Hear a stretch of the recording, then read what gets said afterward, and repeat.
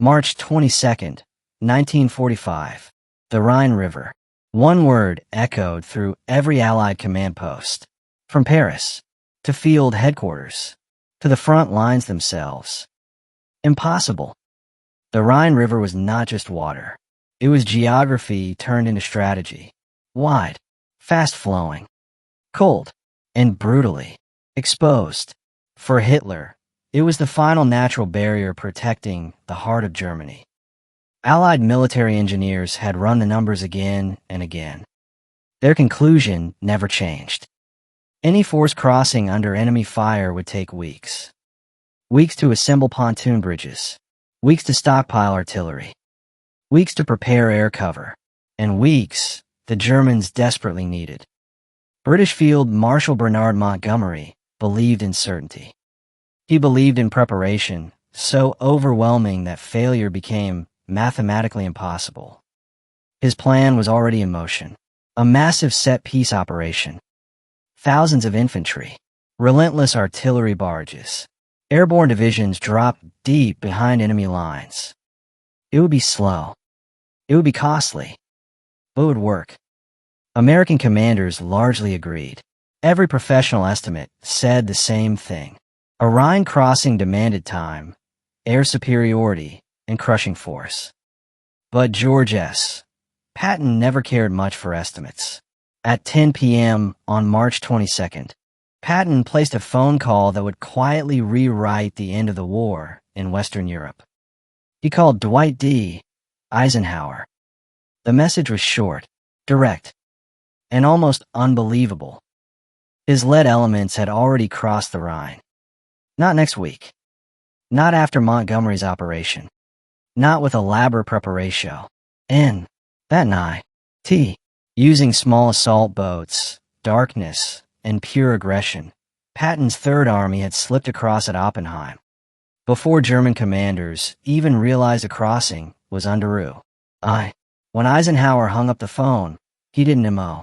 He stood alone in his OFFI. Staring at nothing. Replaying the words he had just RD. Patton had done the impossible. And he had done it without asking. Eisenhower whispered something to himself. Words no reporter would ever hear. Words never meant for history ok's. Those words revealed the truth about Neos, about rivalry, and about the burden of commanding men who simply refused to accept limits.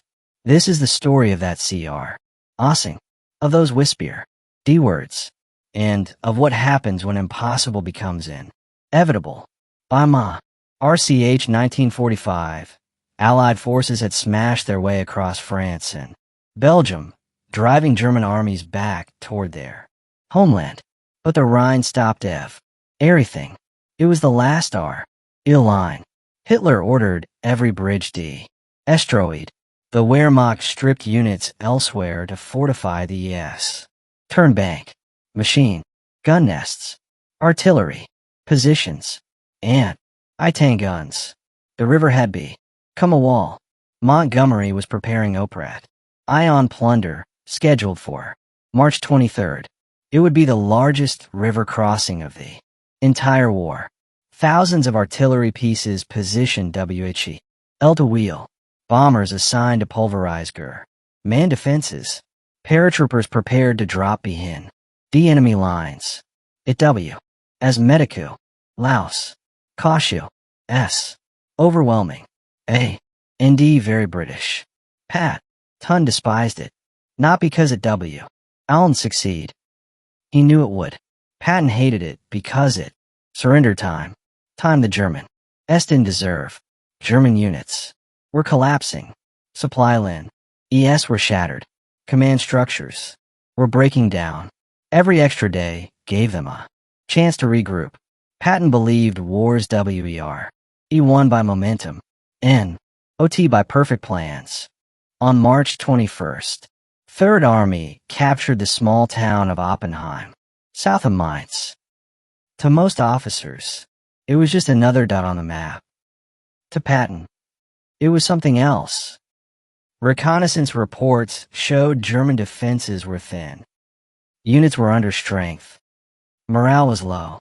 The Germans had shifted their best troops north, preparing for Montgomery's obvious assault. Oppenheim had been overlooked. Patton saw it in Standal. This wasn't Luke. This was an Opini. A chance to cross the Rhine before the enemy realized what was happening. But Patton also knew the risk. Eisenhower had given no authorization. Patton was supposed to support Montgomery, not upstag him.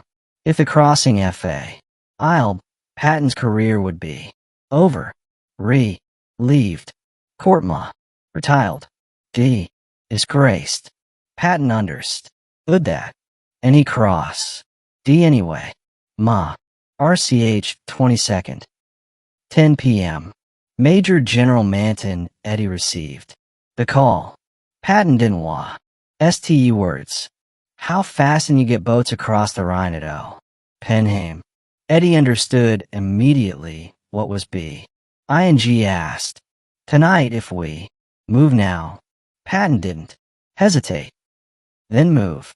I want a battalion cross before midnight. I want a bridge. EAD by dawn. And Manton, don't ask for permission. Just do it. At 10:30 p.m., American infantry slid into the river. No artillery barrage to on the enemy. No air support overhead. Only darkness and speed. German defenses barely react. By midnight, Americans held Eastern BA. NK. By 2 a.m., the bridge had expanded. By dawn, engineers were assembling pontoon bridges. Tanks lined up, engines idling.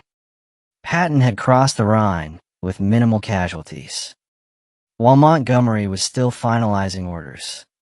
At 10 a.m. on March 23rd, Eisenhower's phone rang. Patton was on the line.